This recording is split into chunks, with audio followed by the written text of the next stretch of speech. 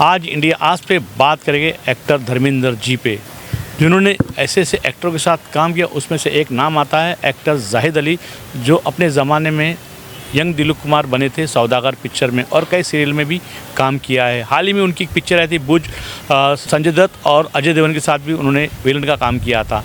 आज बात करेंगे एक्टर जाहिद अली से। देखिए इंडिया आज की खास रिपोर्ट। आज फिर बात करेंगे धर्मेंद्र जी पे। हमारे प्रोग्राम का नाम है फिर उनकी याद आई।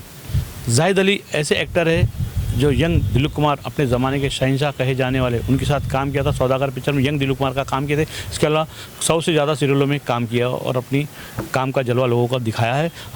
इंडिया आज में जाहिद भाई आपका स्वागत है। धर्म जी से आपकी मुलाकात हुई थी, क्या किस्से थे? धर्म जी की एक्टिंग पे बात करेंगे और धर्म जी को आप कितना लाइक करते थे, धर्म जी आपको कितना चाहते थे? देखिए सलाम भाई, रहने को सदा दहर में आता नहीं कोई, तुम जैसे गए ऐसे भी जाता नहीं कोई। सच्चाई ये है कि एक्टर्स, हीरोज़, स्टार्स, सेलिब्रिटीज़ तो बहुत सारे आते हैं और चले जाते हैं, लेकिन धर्म जी न सिर्फ एक एक्टर रहे, हीरो रहे, स्टार रहे, सेलिब्रिटी रहे, बल्कि एक आला तरीन और अफजल तरीन इंसानों में से रहे। मतलब जिनकी शख्सियत के बारे में जितनी तारीफ़ की जाए कम है यार भाई।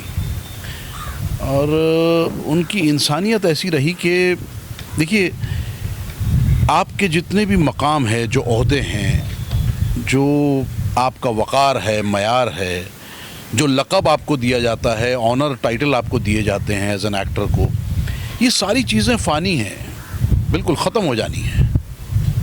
लेकिन एक फ़नकार की इंसानियत जो है वो लामहदूद रहती है, इटर्नल, ताउम्र जिसकी कहानी कही जाएगी और जिसके बारे में धर्म पापा जी वो शख्सियत रहे जिनका जिक्र जहाँ भी आएगा, जब भी आएगा, जैसे भी आएगा, लबों पे फ़ौरन दुआएं आएंगी। और मैं समझता हूँ कि आने वाली पौध के लिए उस आला शख्सियत की इंसानियत जो है वो मिसाल बन के ताउम्र कायम रहेगी। जाहिद भाई, धर्म जी से आपकी पहली मुलाकात कहाँ हुई थी, कहाँ हुई थी? धर्म जी से सच पूछिए तो पहली मुलाकात बड़ी मेरी एम्बैरसिंग सी मुलाकात थी। एम्बैरसिंग इसलिए क्योंकि भाई मेरी तो बिसात नहीं, मैं इतना अदना सा फ़नकार रहा हूँ, लेकिन मेरी ये बहुत बड़ी खुशकिस्मती है कि मैं 2 फिल्में मैंने उनके साथ की, और ये भी सबसे बड़ी बदकिस्मती रही कि एक फ़िल्म मेरी रिलीज़ ही नहीं हो पाई उनके साथ, और दूसरी जो है शूटिंग के दौरान ही उसके जो राइटर और प्रोड्यूसर थे एस खान साहब, बहुत बड़ी शख्सियत थे जिन्होंने बड़ी बड़ी फिल्में, खिलाड़ी, सबसे बड़ा खिलाड़ी, ये वो लिखी थी, वो प्रोड्यूस कर रहे थे और उनका इंतकाल हो गया, तो वो फिल्म फिर आगे हो ही नहीं पाई।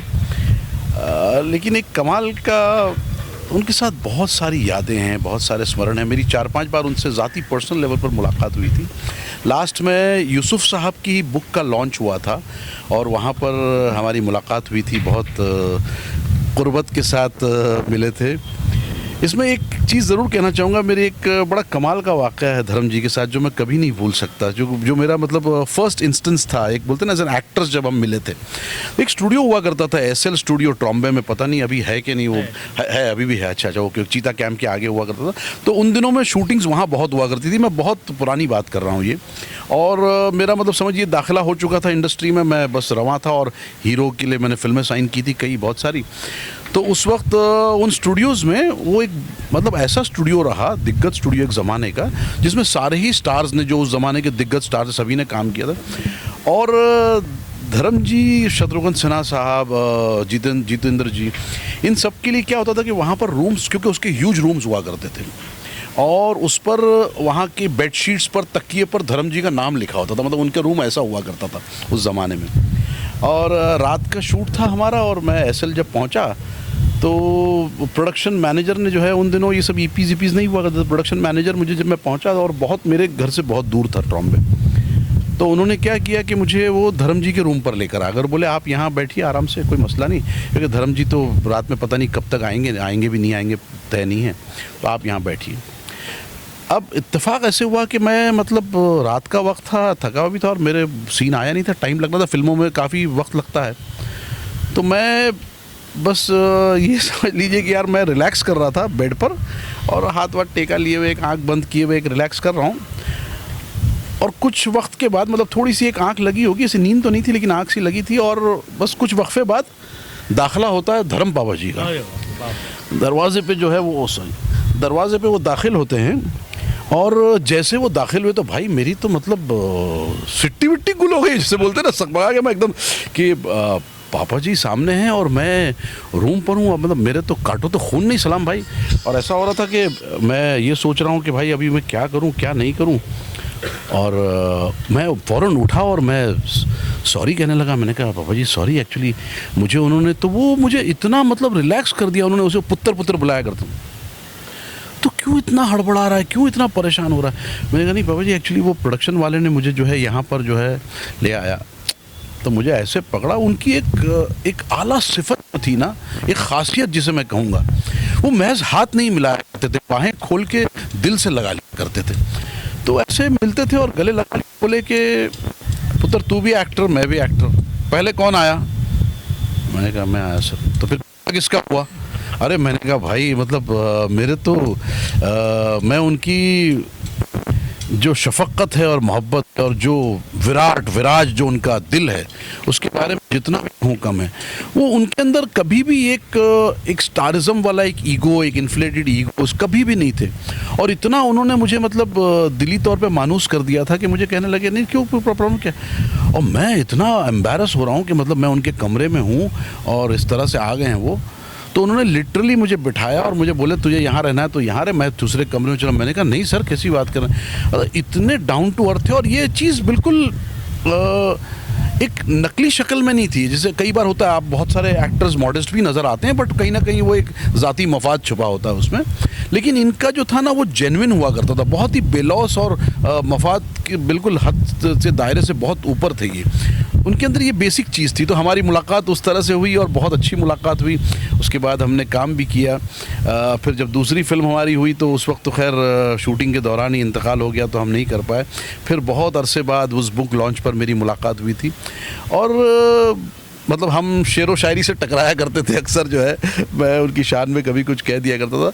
तो ऐसा रहा है कि यार हीरोज़ एक्टर्स सब आते जाते रहते हैं बट ऐसी शख्सियत ये once in a blue moon आती है और ऐसी शख्सियत भुलाए नहीं भूली जा सकती। जाहिद भाई आप इंग्लिश मीडियम से पढ़े हो, धर्मेंद्र जी जब ये स्क्रिप्ट होती थी उन्होंने उर्दू में स्क्रिप्ट पढ़ते थे और आपकी उर्दू भी माशाल्लाह अच्छी है। धर्म जी की उर्दू पे क्या कहेंगे आप? पापा जी की उर्दू कमाल रही। मैं समझता हूँ उन दिनों सिर्फ धर्म जी नहीं, मनोज कुमार साहब, इवन अशोक कुमार साहब बंगाली हुआ करते थे लेकिन उर्दू में लिखा।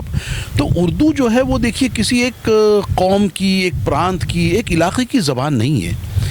ये इसे चाशनी ज़बान कहा गया। शक्कर का पानी होता है ना मीठा, ये मोहब्बत की ज़बान है जिसमें आपको शाइस्तगी भी मिलेगी, कल्चर भी मिलेगा, तहज़ीब भी मिलेगी, प्यार मिलेगा, मोहब्बत मिलेगी। और सबसे बड़ी बात यह है कि प्यार के भी ये एक वाहिद ज़बान है जिसके पहराए हैं। जैसे हमारे हिंदी में प्रेम लिख दिया जाता है, एक नॉर्मल उसमें प्यार कहते हैं। तो उर्दू एक ऐसी ज़बान है जिसमें पहले क़ुर्बत तो हो, जान पहचान, पहले क़ुर्बत तो हो तब तो चाहत बनेगी, पहले क़ुर्बत तो हो तब तो चाहत बनेगी, और जब चाहत बनेगी तो क्या मोहब्बत ना होगी। क्या बात है, क्या बात। पहले क़ुर्बत तो हो तब तो चाहत बनेगी, और अगर चाहत बनेगी तो क्या मोहब्बत ना होगी। और जिस किसी दिन मोहब्बत हो गई कसम खुदा की उस दिन इश्क ही इश्क होगा, इश्क ही इश्क होगा।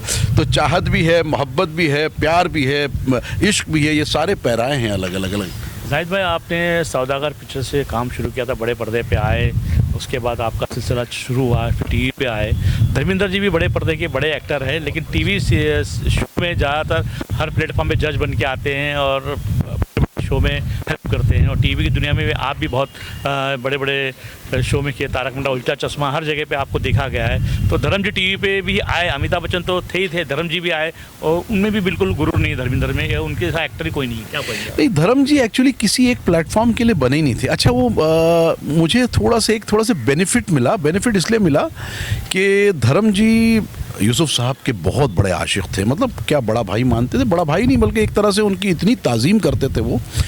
तो जब पहली बार जब हमारा मतलब राबता कायम हुआ था और जब मुझे इंट्रोड्यूस किया गया था तो उन्होंने बताया था कि सौदागर में दिलीप साहब की जवानी जाहिद अली ने की है और दिलीप साहब ने इस रेफरेंस पर अप्रूवल दिया है। वजह से उस लिहाज से वो मुझे और ज़्यादा, क्योंकि मुझ में वो कहते थे कि यार मैं जवान दिलीप कुमार देखता हूँ, मतलब ऐसा था उनका मामला।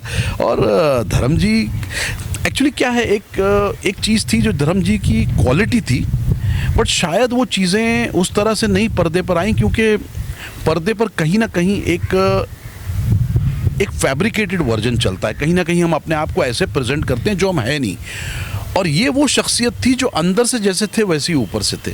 तो उनके चाल जो थी, उनका जो बोलना था, उनका जो अंदाज़ था, हर एक में वो मिट्टी से जुड़ी हुई चीज़ थी, तो वो चीज़ नुमाया होती थी। मैं इतना ज़रूर कहूँगा सलाम भाई कि देखिए, हीरो आते हैं, अपना फ़न दिखाते हैं, हीरो कभी मरता नहीं भाई। हाँ, ये कह सकते हैं कि उसके फ़न का पर्दा गिर जाता है, बस तो वही हुआ है। लेकिन ताउम्र धर्म पापा जी हमारी यादों में, हमारी नुसरतों में, हमारी रफ़क़तों में हमेशा शामिल रहेंगे और हमारी दुआएं हमेशा उनके साथ रहेंगी।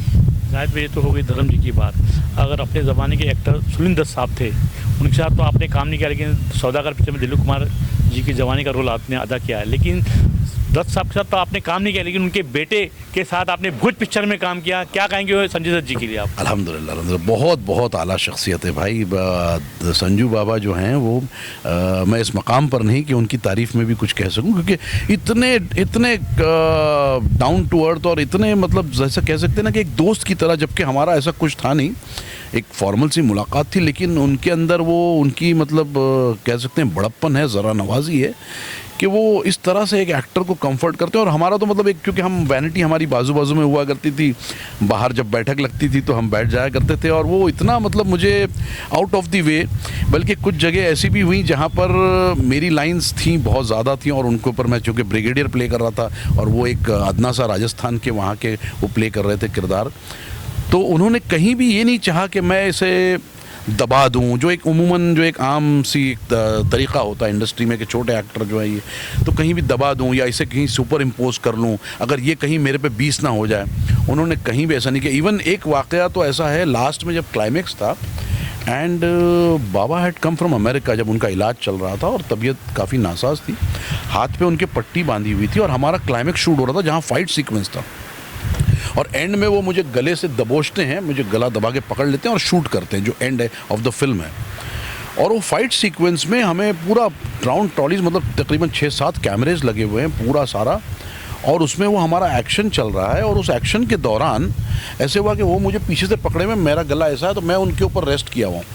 अब उनकी धोती जो पहनी हुई थी वो शायद मेरे ख्याल से उनके पैर में आ गई, और उनको राउंड ट्रॉली के साथ राउंड घूम रहे हैं वो पूरा, और एक्शन करते जा रहे हैं और मेरा गला पकड़े गन लेकर। इत्तेफाक ऐसा हुआ कि बदकिस्मती से वो धोती उनकी शायद पैर में आई और वो गिर पड़े। तो गिरे तो मुझे पकड़े हुए, तो मैं उनके साथ गिर पड़ा, ऐसे हम गिरे सीधा ज़मीन पर। वो नीचे गए और उन दिनों वो आए थे वहाँ से, अमेरिका से इलाज चल रहा था। तो जैसे गिरे तो पूरा यूनिट मुझ पर आ गया भाई, क्योंकि वो एक होता है कि यार सारे खुश करने चले जाते हैं तो सारे जो है फाइट मास्टर्स ये वो, अरे क्या कर दिया बाबा ये वो। इवन अजय सर उठ के आ गए, उनको जब पता चला कि भाई संजू बाबा गिर गए ये, तो अब मेरे समझ में नहीं आ रहा, जबकि मेरी कोई गलती नहीं है, यानी कुछ भी मेरा लेना देना ही नहीं, क्योंकि मैं तो अपने आप को यूँ खाली रखा हुआ हूँ। और उन्होंने खींचा और जब वो गिरे तो मुझे पकड़े हुए थे तो मैं साथ में गिर गया। तो भाई मैं एकदम मतलब मैं सॉरी कहने लगा। मैंने कहा सर सॉरी। मैंने उनको हाथ लेकर जैसे लिया तो वो भरी बज़्म में उनके, ये देखिए कितना बड़प्पन है कि उन्होंने भरी बज़्म में कहा सबसे कि तुम लोग क्यों चिल्ला रहे हो, इसकी कोई गलती नहीं है यार। अब Zahid you are not wrong, ये मेरी गलती, I am sorry, I should be sorry. मैंने तुम्हारे को तो नहीं लगा। मतलब ये उनके अंदर ये चीज़ है कि अगर वो गलती अगर उनसे हो रही है तो वो एक्सेप्ट करते हैं। और दूसरी बात, उनके अंदर कभी भी ये रहा ही नहीं कि मैं इस एक्टर को दबा दूं, इस एक्टर की लाइन मुझसे ज़्यादा हैं या ये मुझ पर हावी हो रहा है। नहीं sir, he is a great human to be with me. मतलब एक तरह से कह सकते हैं कि आज के दौर के कहीं ना कहीं उनके अंदर धर्म पापा जी ही है। ये थे जाहिद अली साहब, धर्मेंद्र जी को याद किए, दिल से चाहते थे धर्मेंद्र जी की यादें जाहिद अली साहब के साथ है, और संजीव बाबू को भी याद किए। और ऐसे ही प्यार इंडिया आज के साथ भी जाहिद भाई आपका बना रहे। बेशक आप तो हमेशा हमारे साथ आते रहें। नहीं बस हाजिर, हमारा फ़र्ज़ है, क्योंकि ये ऐसा मौका है कि, और देखिए मैं एक अदना सा फ़नकार हूँ और उस आला शख्सियत के लिए बस दिली तौर पे मेरी भावपूर्ण श्रद्धांजलि है और मेरी दुआ है, प्रार्थना है कि मालिक उनकी आत्मा को शांति दे, अल्लाह अज़्ज़ वजल उनकी मग़फ़िरत फ़रमाए और उन्हें स्वर्ग में दाखिला नसीब फ़रमाए। आमीन। दिल से जाहिद अली साहब ने धर्म जी को श्रद्धांजलि, इंडिया आज की टीम की तरफ से दिल से धर्म जी को श्रद्धांजलि। मैं इंडिया आज के लिए सलाम काजी।